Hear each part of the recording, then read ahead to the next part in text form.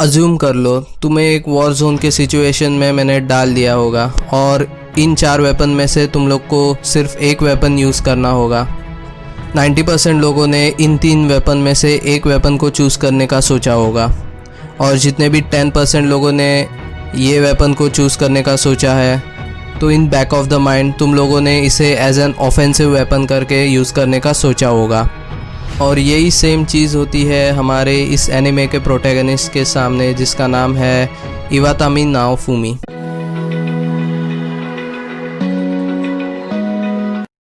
So hello what's up guys, Nozitube here और आज हम लोग रिव्यू करने वाले हैं the Rising of the Shield Hero के बारे में।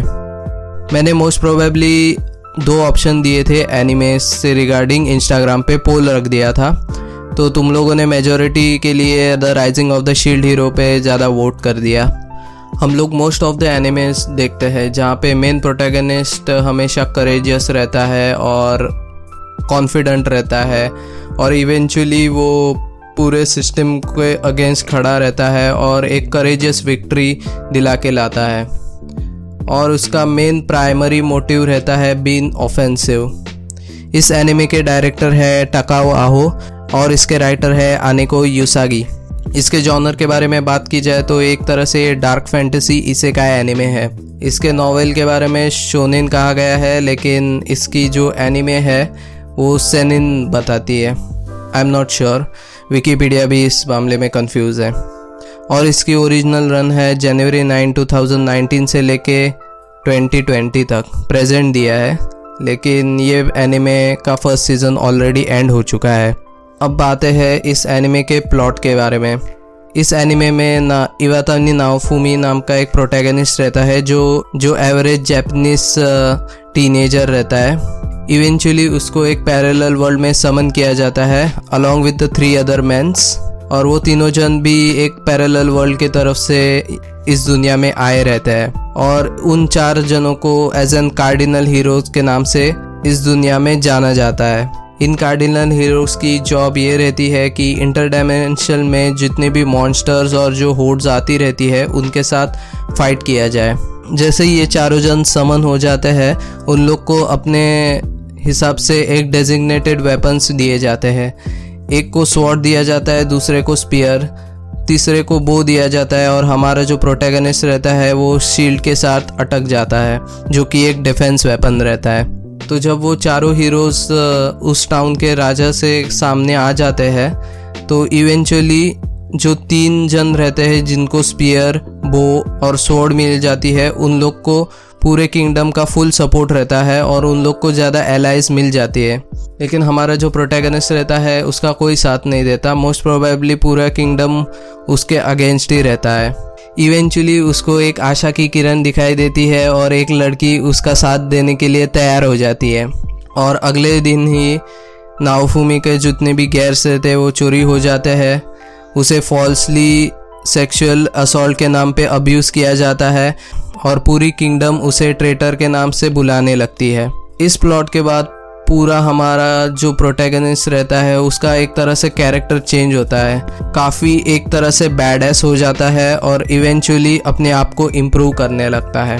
इस एनिमे के मेन बात मेरे को अच्छी लगी कि डिस्पाइट ऑफ दैट उसका वेपन डिफेंसिव रहता है। वो मोस्ट ऑफ द काफ़ी रेयरली ऐसे इंस्टेंस आते हैं जब वो एक अटैक करता है और जब भी वो मतलब मोस्ट प्रोबेबली डिफेंसिव में रहता है तभी ही वो उतना ही बैडएस लगता है। इस अगर एनिमे के कैरेक्टर्स के बारे में बात की जाए तो 3 मेन कैरेक्टर्स रहती है और मेल्टी जो रहती है वो 4th कैरेक्टर रहती है जो बाद में आके ज्वाइन हो जाती है।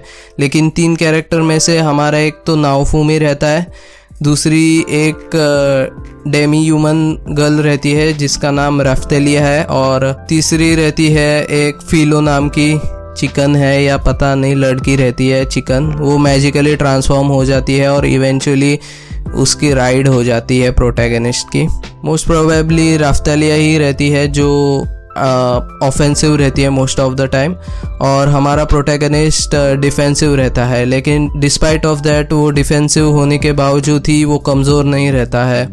उसकी शील्ड इवेंचुअली काफ़ी स्ट्रॉन्ग हो जाती है और वो एक तरह से नियरली अनबीटेबल रहता है उन 3 कार्डिनल हीरो से कंपेयर किया जाए तो। और इसके आगे की स्टोरी अगर तुम लोग देखोगे तो काफ़ी इंटरेस्टिंग रहेगी, तो मोस्ट प्रोबेबली तुम लोग ये एनिमे देखो अगर देखी नहीं रहेगी। काफ़ी ऑसम एनिमे है और मैं लगातार 3 दिन से इसे बिंज वॉच कर रहा था। अगर मुझे थोड़ा 2 दिन मिलता बिना डिस्टर्ब किए तो मैं 2 दिन में ही देख लेता था।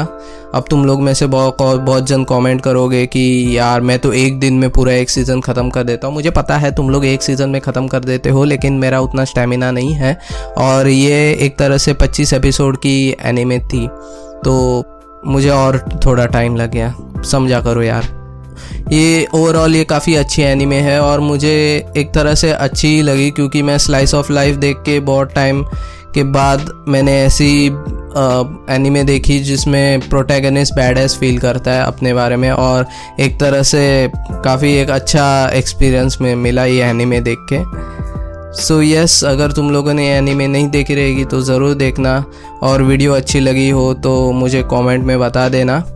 और अगली वीडियो और इसके बाद मैं तुम लोग को एक अगली वीडियो में मिलूँगा। अगर अच्छी लगी तो लाइक करना, शेयर करना और सब्सक्राइब तो ज़रूर करना। 400 के बाद मैं 500 सब्सक्राइबर होने के बाद एक स्पेशल वीडियो बनाऊँगा और उसके बाद सीधा 1000 सब्सक्राइबर पे मिलेंगे।